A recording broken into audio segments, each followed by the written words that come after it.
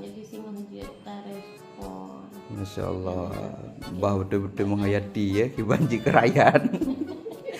Mak alhamdulillah lah kosong no. Alhamdulillah. Berarti punya anak apa-apa ni no, gak gabu. Tapi hasil nak biar pun mas. Alah, mungkin no pura-pura, rupanya bi no. Sakit ni leh. Lambung. Tapi ruang operasi ya.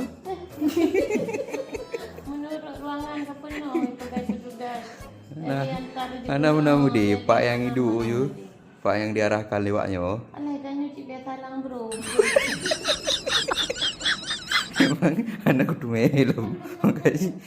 Tapi berusaha alhamdulillah dia penghitungan ulang antara Macam posisi sana. tegak lagi ada pula naik sese. Saya di posisi 3. Alhamdulillah doa rekan Pak Kak Waron Mendung